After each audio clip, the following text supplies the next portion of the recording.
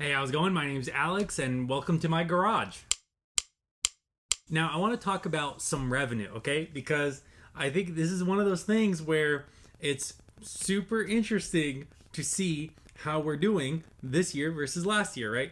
And so last year, quick update, obviously it was 2021. So total gross, $1,983,307.16. Here's the monthly breakdown. And like we started out in January at 30, 44, 66, 93, 105, 136, 187, 214, 235, 337, 294, 257. And you can see right there, we peaked in October at $337,000 gross, right? And this is all like delivered loads. Like here's all the pictures of the loads, here's all the delivery paperwork, and here's all the rates, the rate cons, everything, right? So I try to keep track of everything really diligent, really well. But you can see that it was declining. 337, 294, 257. That's because owner operators, towards the end of the year, they're like, oh, it's gonna be the holidays soon, so if I'm gonna quit, might as well quit now, right before the holidays, and then go from there, right? And that's totally fine.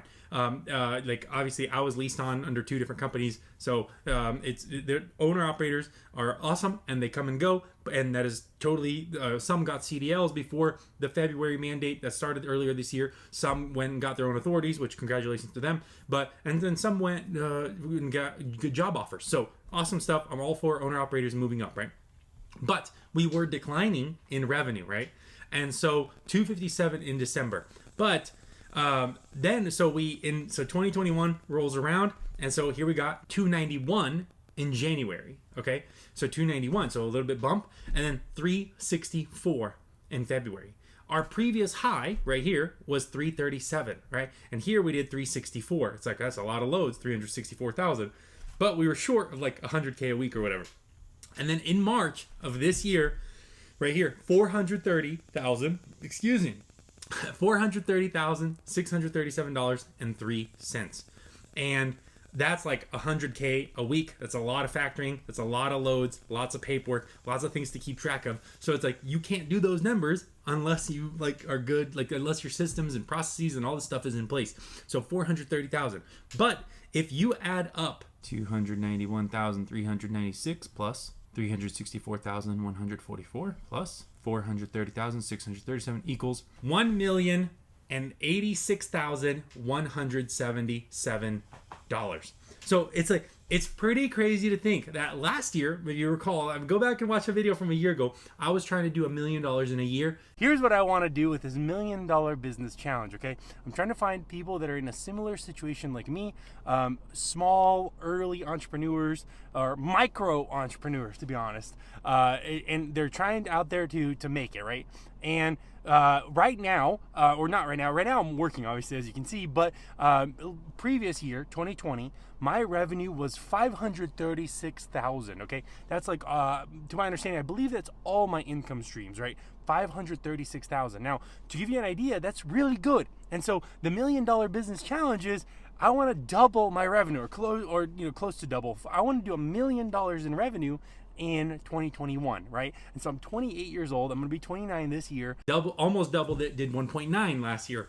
And now I did $1 million in the first 3 months of 2022. Over $1 million gross revenue in 2022. That's like I would have never guessed that's how crazy it would have been. Like that's how quickly we would have grown. So that's like absolutely insane and unreal to think of. And obviously look at this year in 2022. You can see that so far this year we grossed $1,826,952. So we are 6 months in at the same revenue as we were all year last year, or almost same, right? Compared to last year. So by all accounts, this is ridiculous growth. And I would have never expected that it would have happened like this. So either we're doing a lot of things right, or who knows? I don't know. The profit obviously is a totally different story. The profit fluctuates because, I picked up 2 new trailers.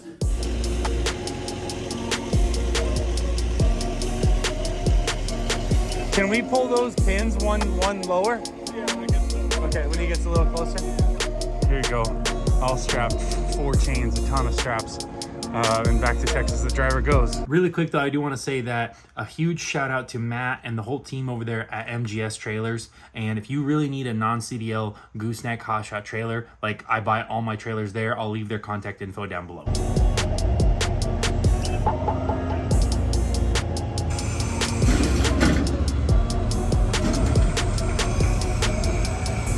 but really it's just insane revenue, for like insanely quick revenue growth. Now keep in mind, like, all of these drivers, all these owner operators, they go through the onboarding steps, they go through the process. So it's not like a digital marketing thing where it's like you go put some paid ads or you run some Instagram posts and you get sales, right? Like, trucking is one of those things where it's really, really hard to have quick growth or to have any kind of growth without like your onboarding steps being really, really refined. And so that's one of those things that I think I did okay. Not great, not the best, and I was working on a new system for like onboarding to really improve that even more. But you know, making some changes right now. So, but still, like, it's ridiculous growth that in the first, and I literally think January, February, March is literally 90 days. I literally think it's 90 days, exactly 90 days. And so like we did $1,080,000 or whatever it was, $1,086,000 in 90 days. 90 days. That's insane. Insane. $1 million in 90 days. Like, what? So, but I do want to give you some like numbers real quick. So I have this like price per load thing, which just divides the number of loads by the gross revenue. And so it's like in January, price per load was $2,258. In February, it was $2,443. In March, it was $2,535, right? And so it's like that. And by the way, this is a really interesting thing. And obviously, correlation is not causation, but it's interesting the timing. And so in March, if you recall, what was it called? FreightWaves did a video like Apocalypse or something, or 2.0 or something like that. Here's an insert of it. Joining us today to talk about recent troubling data for trucking is Craig Fuller, CEO and founder of FreightWaves. Craig published an article on Thursday about the potential for a trucking bloodbath, and he's joining us today to talk about it. Craig, welcome to the show. Glad to be here. Now, to start things off, talking about this article, what did you see that got your attention about the situation? Well, we all know trucking is cyclical, and we all know that the market has been incredibly inflated in terms of high demand, and just the conditions have felt unprecedentedly high. So we see it in rates, we see it in demand, and we also have seen it in the data of new truck entrants into the market. And so all of those things we've been watching the data and looking for whether or not the market was going to continue to grow or was going to turn over, because the amount of fleets that are coming into the market are really at unprecedented levels. And we're talking the peak of new FMCSA registered fleets per month of being over 20,000, which is 2x the largest ever back in 2019. And so when you think about the fact that that many trucks per month, or that many fleets per month, 20,000 is double the largest number of fleets that have entered the market. And that has been going on for well over a year now. You look at some point the market getting top heavy. But look, pay attention. In March, it was $2,535 price per load, right? And then all of a sudden in April, $2,184 price per load. And then in May, we're kind of going, maybe we bottomed out and then we're kind of going back up, $2,483. Not as good as March, but still decent. And like the price per load is not a super valuable metric, but it's just interesting because it's like, well, think about this. Like if the price per load was like, you're doing one load for $5,000, it's like, that's nice, because then the dispatchers, like, you got to work your metrics back. Like the dispatchers have to make like 10 calls, talk to 3 different brokers to book one load, right?